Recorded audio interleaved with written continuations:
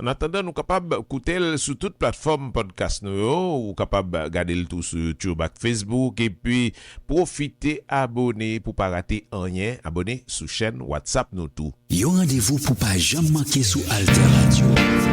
Sous Alter Radio, l'IFE. C'est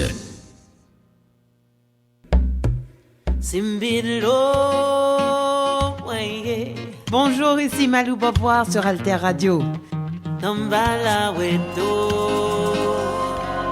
Alter Radio, l'idée frais.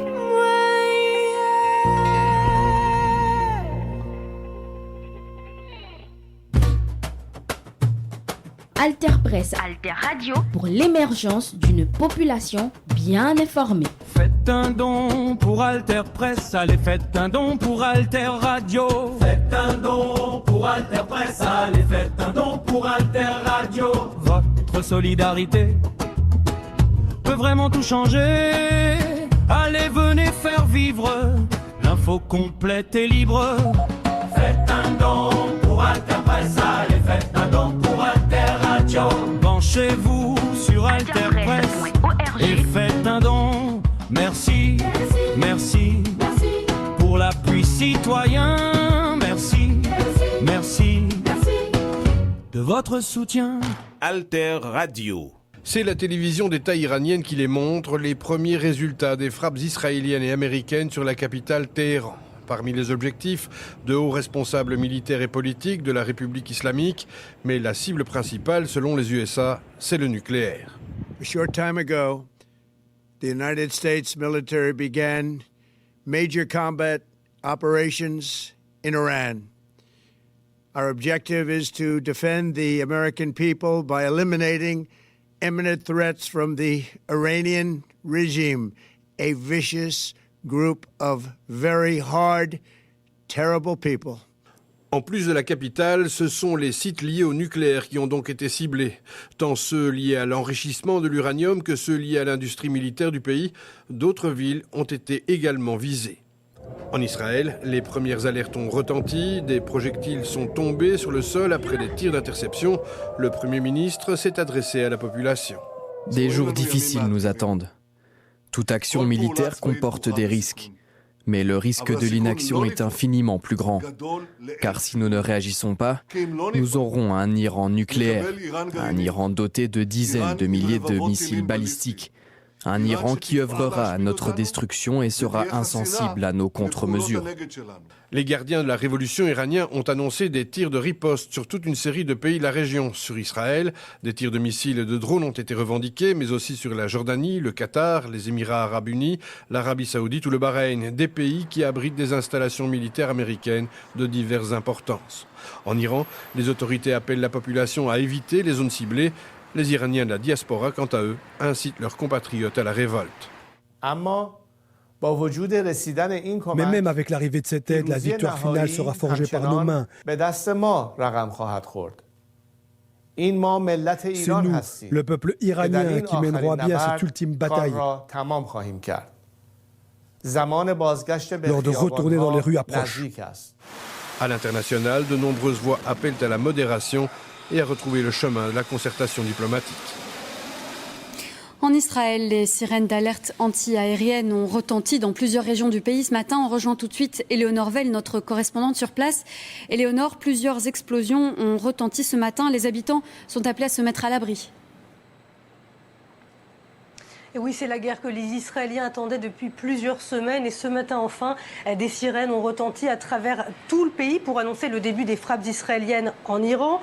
Peu après, la population a reçu des alertes sonores sur leur téléphone, les appelant à rejoindre au plus vite des abris. Et en effet, quelques minutes après, des vagues de missiles, de tirs de missiles en provenance de l'Iran sont arrivées. Plusieurs vagues ces dernières heures en Israël sans faire de blessés. Alors le porte-parole de l'armée israélienne s'est exprimé dans la matinée. Il a dit que les Américains et les Israéliens avaient lancé une opération conjointe, une opération vaste et puissante, dit-il, dont l'objectif est clair, porter un coup fatal au régime iranien. Il dit également que cette campagne militaire sera plus puissante que la précédente et appelle les Israéliens à s'armer de patience. Les autorités ont par ailleurs annoncé que l'espace aérien israélien était fermé, appelé également la population à rester près des abris, à éviter tout rassemblement public. Les Israéliens donc se préparent aujourd'hui à une campagne militaire longue et puissante. Merci Éléonore pour ces précisions en direct. Et le jour se lève doucement aussi aux États-Unis. En ce moment, Donald Trump a une nouvelle fois décidé de frapper en pleine nuit là-bas. Axel Monnier, vous êtes notre correspondant à Washington. Le président américain ne croyait plus à des pourparlers avec l'Iran ?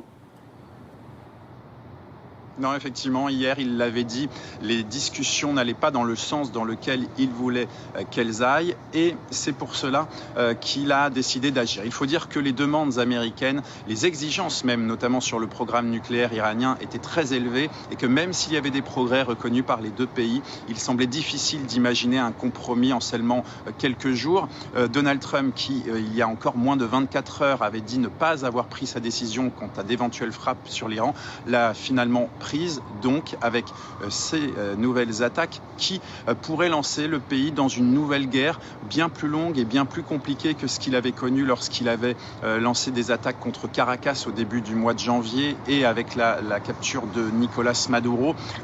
Donald Trump, qui pourtant avait promis à son électorat, avait promis aux États-Unis pendant la campagne qu'il ne lancerait plus de guerre des États-Unis, des guerres lointaines, des guerres coûteuses, a donc une nouvelle fois décidé de lancer son pays dans une guerre qui pourrait durer parce que cette fois-ci, l'ennemi, effectivement, est mieux armé. Bref, les États-Unis vont devoir essayer de voir combien de temps ils peuvent durer. En tout cas, ils l'ont dit, ils sont prêts à frapper tant qu'il le fallait. Merci Axel pour ces précisions en direct de Washington. Alter Radio. Et on va essayer d'y voir un peu plus clair avec vous. Régis Derade, bonjour. Bonjour. Vous êtes, je le rappelle, responsable éditorial Monde à la rédaction. Alors d'abord, Régis, parlons des justifications de cette attaque. Il y en a plusieurs. Oui, vous le savez, des négociations étaient en cours entre les États-Unis et l'Iran. Des négociations qui, aux yeux de Donald Trump, n'étaient pas satisfaisantes. Les Américains veulent à tout prix empêcher l'Iran d'avoir l'arme nucléaire, mais le régime religieux iranien n'entend pas renoncer à l'enrichissement de son uranium. Il ne voulait pas non plus parler de son arsenal de missiles balistiques ni du soutien qu'il apporte aux groupes armés, les Houthis, le Hezbollah, le Hamas, qui ont pour objectif de détruire Israël. Et c'est donc main dans la main qu'Israël et les États-Unis lancent cette opération intitulée « Fureur épique, rugissement du lion ». Alors ce n'est pas la première fois, Régis, que les États-Unis frappent l'Iran. Il y avait déjà ciblé des installations nucléaires dans le pays. C'est différent cette fois-ci ? Oui, c'est différent parce que l'objectif annoncé est précisément le changement du régime en Iran, la chute du guide suprême, l'ayatollah Ali Khamenei. Donald Trump appelle d'ailleurs les Iraniens à s'emparer du pouvoir quand l'opération militaire sera terminée. Alors combien de temps cela peut-il durer ? Mystère. Le régime iranien est à bout de souffle, il est contesté par sa population, mais l'appareil répressif est extrêmement violent. L'ayatollah Khamenei et les gardiens de la révolution qui le protègent vendront très cher leur chute. Ils n'hésiteront pas à tirer sur leur population. Et ce qui a changé notamment aussi, c'est la mobilisation américaine au Moyen-Orient. Elle est hors norme, ce qui laissait présager un passage à l'acte des États-Unis. Une dizaine de navires de guerre, des destroyers, des frégates, 2 porte-avions. C'est le plus grand déploiement militaire américain depuis l'invasion de l'Irak. Boris Van Acker. 2 porte-avions exceptionnellement déployés dans la même région. Ces géants des mers sont de véritables bases militaires flottantes, pouvant accueillir jusqu'à 5000 militaires et plus de 70 avions. Le premier, l'Abraham Lincoln, se trouve dans le golfe d'Oman depuis au moins un mois. Le second a été aperçu en mer Méditerranée la semaine dernière, actuellement proche des côtes israéliennes. Objectif, encercler l'Iran et bombarder à tout moment. Ces 2 porte-avions, qui représentent quand même quasi 20% de toute la capacité de projection de force de la marine américaine, font partie des plus grands porte-avions dans le monde. Et donc ont une capacité de force de frappe qui est quand même impressionnante. Quand vous prenez les 2 porte-avions combinés, vous avez plus ou moins 165 avions à bord, plus les drones, plus les missiles. C'est pas juste le porte-avions, c'est le porte-avions avec ce qu'on appelle un Striker Group, donc c'est un une panoplie de navires, plus ou moins 10 à 12 navires qui les appuient et qui les protègent. Donc c'est quand même une force de frappe qui est impressionnante. En plus de ces porte-avions, l'armée américaine peut compter sur une série de bases militaires dans la région, au Qatar, au Bahreïn, au Koweït ou encore aux Émirats arabes unis. Plusieurs d'entre elles ont d'ailleurs été touchées cette nuit. Au total, plus de 50 000 soldats américains ont été déployés autour de l'Iran. Mais l'arme spéciale des États-Unis, c'est le bombardier furtif B-2, capable de frapper des cibles stratégiques sans être détecté par les radars et de parcourir jusqu'à 10 000 km. Vous avez effectivement une capacité de bombardement stratégique avec les B-2 et même les B-52 qui peuvent décoller de partout dans le monde et de manière globale avec vous savez, en faisant un replein de fuel ou de kérosène dans les airs, frapper partout dans le monde. Un déploiement militaire colossal, le plus important de l'armée américaine dans la région depuis la guerre en Irak en 2003. Alors Régis Derat, on le voit, les États-Unis sont déployés en plusieurs endroits et c'est toute une région qui risque de s'embraser avec des conséquences importantes. Est-ce que les États-Unis et Israël viennent d'ouvrir une boîte de Pandore ? Alors, l'Iran est attaqué et selon la charte des Nations Unies, cela lui offre le droit de répliquer au nom de sa légitime défense. Et l'Iran a frappé de manière simultanée plusieurs bases américaines au Bahreïn, en Irak, au Qatar, en Arabie Saoudite. Il a aussi lancé des missiles contre Israël. Il y a donc un risque d'embrasement réel dans la région. Mais l'Iran a-t-il vraiment les moyens de résister sur la durée ? On vient de le voir, les forces américaines déployées dans la région sont immenses. Israël a des moyens militaires considérable également. Alors, Donald Trump prépare son opinion publique. Il pourrait y avoir des morts du côté des soldats américains, dit-il, signe que cela peut durer.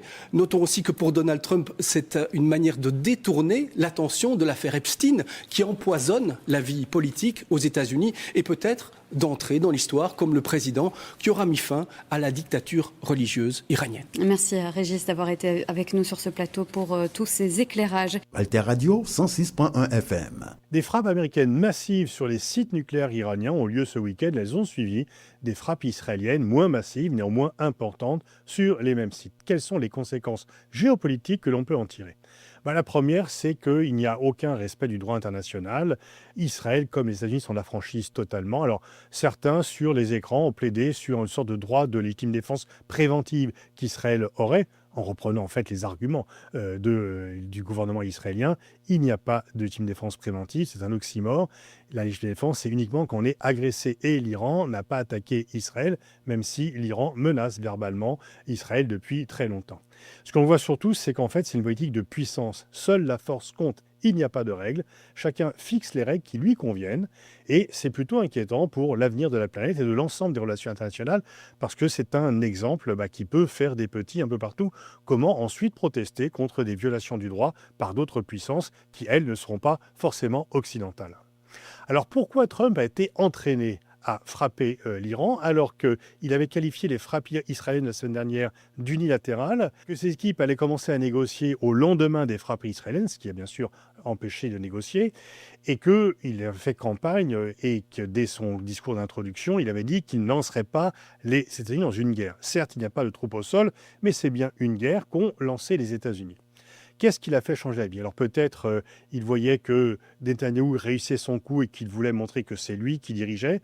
Peut-être aussi il a voulu frapper pour dire, voyez, c'est réglé, c'est moi qui ai réglé et maintenant on arrête tout. Et empêcher Netanyahou de continuer. Mais on sait comment les guerres commencent, on ne sait pas comment elles se terminent. En tout cas, c'est très risqué pour l'avenir parce que tout va dépendre bien sûr de la réaction iranienne. Mais il y a forcément un risque d'engrenage, y compris pour les États-Unis. Alors, surtout, ce qu'a fait Trump, en fait, c'est une rupture par rapport à la politique américaine, parce que même Joe Biden, qui n'a rien obtenu après le 7 octobre israélien, avait réussi quand même à empêcher Netanyahou de frapper les installations nucléaires iraniennes. Et les précédents présidents américains, y compris Trump 1, l'avaient fait, bien sûr Obama, également Biden, et même George Bush, qui en 2004 a refusé à Sharon, à l'époque, que de frapper les installations iraniennes, comme le demandait le premier ministre de l'époque. Donc c'est une rupture. Trump, en fait, a suivi Netanyahou. C'est Netanyahou qui a inspiré la politique américaine. Et là-dessus, Trump est plutôt le suiveur que l'initiateur du mouvement, puisqu'il a fait quelque chose qu'il se refusait à faire initialement. C'est donc un triomphe pour Netanyahou, un triomphe sur le plan diplomatique, puisque l'alliance avec les États-Unis qui lui est très favorable, n'a jamais été aussi forte que jamais. Il s'installe comme la puissance majeure du Proche-Orient. Son objectif de remodeler le Proche-Orient est peut-être en train d'être mis en œuvre, sauf qu'il faut se méfier des contre-coups et que l'histoire n'est pas finie et que le chaos pourrait avoir des effets destructeurs pour tout le monde. Mais en tout cas, succès politique intérieur, parce que lui qui était très contesté a ressoudé le pays derrière lui et désormais son parti est même en tête dans les sondages électoraux. Alors Israël est beaucoup plus redouté sur la scène internationale, mais également beaucoup plus détesté. Les traces que cela laisserait sur l'opinion internationale, déjà Gaza, le fait de bombarder le Liban, la Syrie, désormais l'Iran. Il y a effectivement, alors certains vont dire qu'il faut faire très attention à Israël parce qu'ils peuvent frapper fort, mais dans les opinions, la colère contre Israël va très certainement prendre de l'ampleur, ce qui inquiète certains modérés israéliens. L'Iran est isolé, il a très peu d'options. Bloquer le détroit d'Ormuz, ça serait contre ses intérêts parce qu'il ne pourrait pas lui-même exporter son pétrole. Ça gênerait la Chine qui est son allié. Et en fait, l'Iran ne peut pas répliquer sur les installations saoudiennes ou émiraties puisqu'il s'est réconcilié. Et s'il le faisait, eh bien, il se ferait des ennemis supplémentaires. Donc l'Iran a assez peu de cartes à jouer dans la riposte. Mais il est peu probable que les Iraniens cèdent parce que c'est contraire à tout ce qu'ils ont montré jusqu'ici. Et même si le pays est affaibli, le régime ne l'est pas forcément. Pour renverser le régime, il faudrait une opération au sol que ni Israël ni les États-Unis ne veulent faire, ou une opposition armée comme sur la fin en Libye pour Kadhafi, qui n'existe pas pour le moment. Donc on peut très bien avoir un Iran qui est très largement détruit, mais dans lequel les mollahs conservent leur pouvoir. Finalement, Bachar est resté au pouvoir dans une Syrie détruite pendant 14 ans, avant qu'une intervention militaire ne le déloge. Certains se demandent, mais que font les BRICS? Puisque l'Iran a rejoint les BRICS en 2024. Les BRICS, c'est pas une alliance militaire. Ils peuvent faire une assistance politique, diplomatique, mais pas militaire. C'est pas une alliance. Et donc, c'est la limite. Ce sont des partenariats et pas une alliance militaire. La Chine ne veut en rien être mêlée à une quelconque intervention militaire. Elle a besoin de l'Iran pour son pétrole, mais elle ne prendra pas le risque de rentrer dans une guerre. C'est contraire à ses philosophies. Quant à la Russie, eh bien sûr, elle est liée à l'Iran, mais il n'y a pas une alliance militaire comme avec la Corée du Nord. C'est un peu différent. Et puis, elle ne veut pas non plus gâcher ses bonnes relations avec Trump. C'est important pour elle. Alors, bien sûr, la Russie ne voudrait pas que le régime iranien tombe, ce qui serait une deuxième défaite après la chute du régime syrien. Mais une fois encore, le régime iranien n'est pas obligé de tomber. Et par contre, s'il ne tombe pas, la Russie peut être gagnante parce que les cours du pétrole vont augmenter et que devant les incertitudes de la région, la Chine va accélérer la construction d'un nouveau gazoduc entre la Russie et la Chine. Quant à l'Europe, eh bien, l'Europe est spectatrice de ces événements. L'Europe s'agite sur le plan diplomatique, mais on ne peut pas dire qu'elle soit réellement influente parce que, en fait, prôner la diplomatie sans donner des muscles à la diplomatie, eh bien, c'est complètement décalé, surtout dans la région, surtout par rapport à des dirigeants comme Trump ou Netanyahu qui ne connaissent que le langage de la force. Et donc, l'Europe a des bonnes idées, mais elle n'a pas les moyens de les mettre en œuvre. Alors bien sûr, il peut y avoir le scénario rose pour Israël et les États-Unis. L'Iran change de régime, le programme nucléaire est démantelé.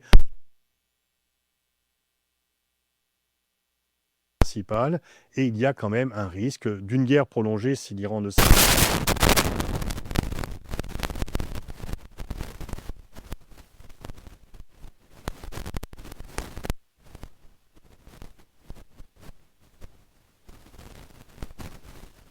Radio.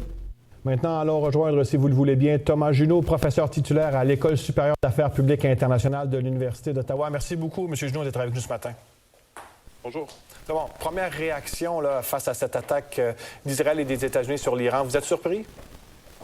Non, je pense qu'à ce stade-ci, il n'y a plus personne qui était surpris. Je pense que rendu vendredi après-midi, les chances d'une attaque augmentaient. Même hier, je ne les déplaçais pas à 100% parce qu'il y avait un processus de négociation, parce que le président Trump a toujours été très imprévisible, parce qu'il y a toujours eu une faction importante de la coalition pro-Trump, MAGA, qui est hostile à la perspective de nouvelles guerres dans la région, mais avec le déploiement de forces américaines dans la région, avec l'évacuation d'une bonne partie du personnel de l'ambassade américaine en Israël hier, avec toute une série d'autres indicateurs, c'est sûr que rendu hier en après-midi, en soirée, les chances étaient bien en haut de 50%. Alors, à ce stade-ci, non, c'était malheureusement pas surprenant. Non. Donc, la question qui tue, est-ce que les négociations étaient une façade? Parce qu'elles avaient cours, ces négociations, depuis les dernières semaines. C'est impossible de répondre à cette question-là. Puis je pense qu'il y a seulement une poignée de personnes avec le président Trump et autour de lui qui connaissent réellement la réponse à ça.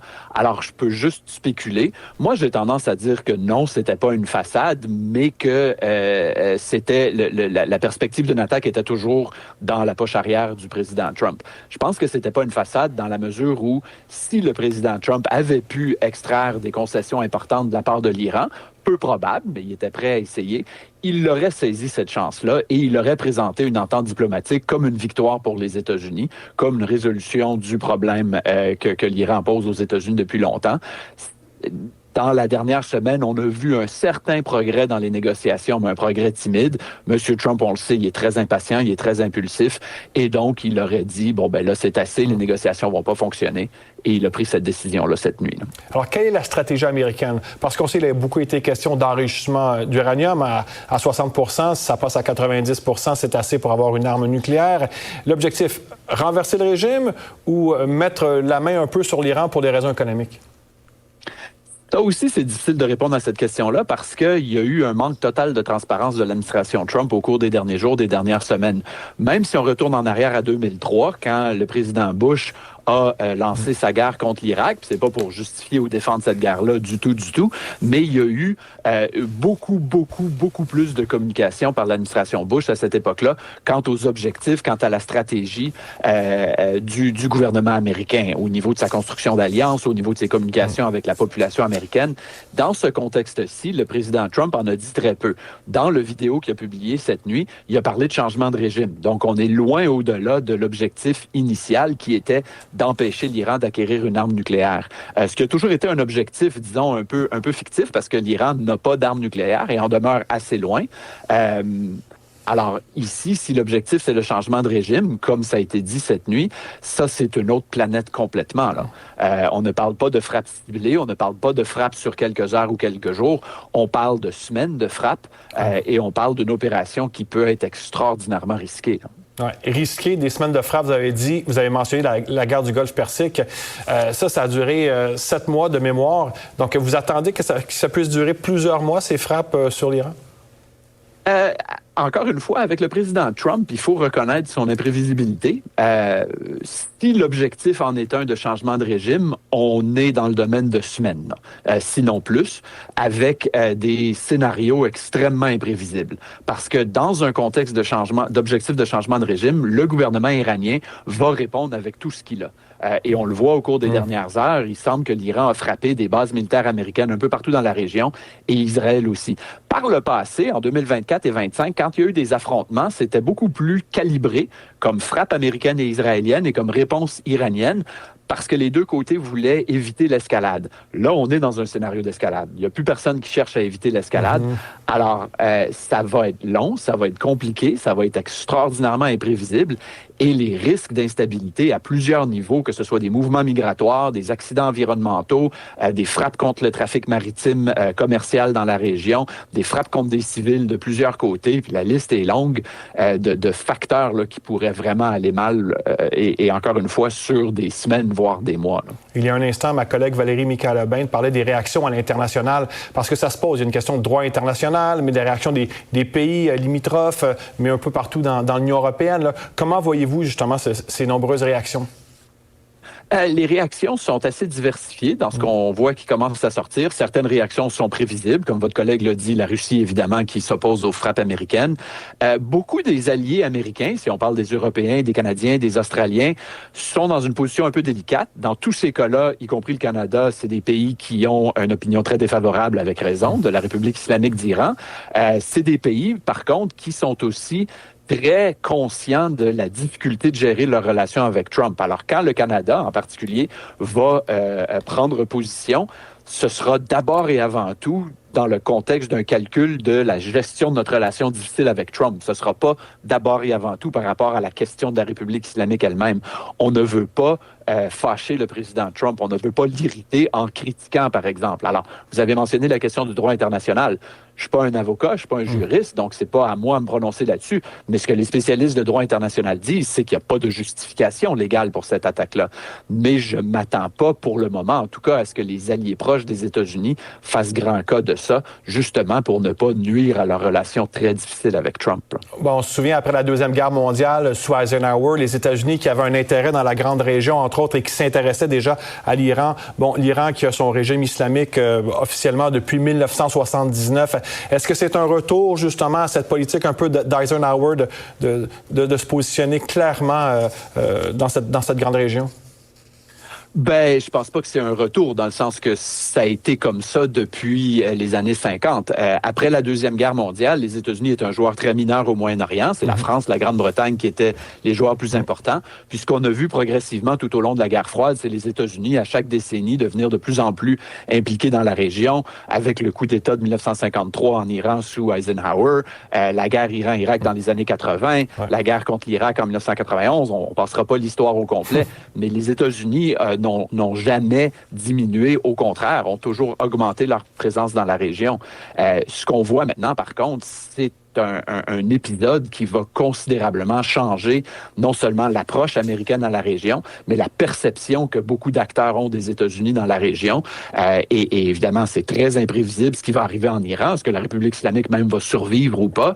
Comment est-ce que les relations des États-Unis avec l'Arabie saoudite, les Émirats arabes unis vont évoluer après ça? Ça va être imprévisible aussi. Alors, c'est un épisode très important là, dans l'évolution du rôle américain au Moyen-Orient. Évolution, justement, parce qu'il y a eu des frappes en juin 2025 menées par Israël et par les États-Unis. Mais là, est-ce qu'on est dans un autre scénario complet? Est-ce qu'on est dans un point tournant, en fait, M. Junot? Oui, alors on n'est pas du tout dans le même contexte qu'en juin 2025. Pour juste faire un tout petit retour, en juin 2025, c'est principalement Israël qui a frappé l'Iran. Les États-Unis ont seulement eu quelques frappes très fortes, mais très ciblées sur des infrastructures nucléaires iraniennes. En juin 2025, l'Iran a fait très attention pour ne pas répondre de manière trop sérieuse, pour éviter l'escalade. Et ça, c'était très important par le passé, parce que l'Iran, c'est un acteur qui, militairement, est beaucoup plus faible qu'Israël et les États-Unis. Donc, l'Iran voulait éviter l'escalade, puis finalement, après 12 jours, effectivement, la guerre a arrêté. L'Iran a essuyé des pertes sévères, mais ces pertes-là ont été limitées parce qu'il n'y a pas eu d'escalade. Aujourd'hui, on est dans un scénario complètement différent. Les États-Unis appellent ouvertement à un changement de régime. Les États-Unis frappent très fort contre l'Iran. Donc là, après seulement quelques heures, ce que je vois, c'est que la réponse iranienne, contrairement à 2025, contrairement à 2024, la réponse iranienne n'est pas calibrée du tout. L'Iran répond de manière très forte. C'est pas assez pour gagner. L'Iran va perdre, ça, il n'y a aucun doute là-dessus. Mais en perdant, l'Iran a les moyens, et c'est ça qu'on voit en ce moment, de faire mal à la région, aux États-Unis, à Israël, mais aussi aux partenaires américains dans la région, comme les Émirats arabes unis ou le Qatar. Oui, vous venez de dire justement que l'Iran va perdre, mais en attendant, il y a des dégâts, là, on le voit, il y a des vols qui sont annulés dans certains pays environnants. Il pourrait y quand même avoir des pertes humaines à l'extérieur de l'Iran et sur les bases américaines. Donald Trump, qui a d'ailleurs dit qu'il y a des soldats américains qui pourraient perdre la vie, ça quand même, c'est à surveiller. Bien, je pense qu'il y a deux éléments importants dans votre question. Premièrement, on a trop tendance à l'oublier quand on parle de géopolitique comme un grand échiquier. Il y a des humains, il y a des civils en Iran d'abord et avant tout, mais ailleurs aussi, en Israël, dans d'autres pays de la région, qui vont mourir, qui vont être blessés, qui vont être forcés de quitter leur maison. Donc, il y aura une dimension humanitaire. Il y aura probablement des mouvements migratoires forcés en Iran, peut-être même vers l'extérieur de l'Iran, peut-être des réfugiés. Et ça, c'est un élément qu'il faut pas oublier, puis dont il faut en parler. Au niveau des pertes militaires américaines spécifiquement, vous avez raison de le mentionner, dans les confrontations passées, il y a eu beaucoup moins de pertes militaires américaines matérielles ou humaines. Dans ce cas-ci, M. Trump l'a dit dans son vidéo cette nuit, dans un scénario où ça dure plusieurs semaines, ce qui semble être là où on s'en va, l'Iran va frapper des bases militaires américaines qui ont des mécanismes de défense antimissiles, antiaérienne très sophistiqués, mais la perspective de pertes militaires américaines est importante. Et ça, c'est pas seulement important au niveau humain, mais c'est important au niveau politique parce que si ou quand ça va arriver. Politiquement, ça va causer beaucoup de mouvements aux États-Unis, beaucoup d'émotions. Et connaissant encore une fois l'impulsivité du président Trump, ça risque de nourrir son calcul d'une façon potentiellement agressive. Rappelons que c'est plusieurs villes iraniennes qui sont affectées par ces tirs américains et israéliens et que l'Iran compte une population de 91 millions d'habitants. Thomas Junot, professeur titulaire à l'École supérieure d'affaires publiques et internationales de l'Université d'Ottawa. Encore une fois, merci d'avoir été avec nous. Alter Radio.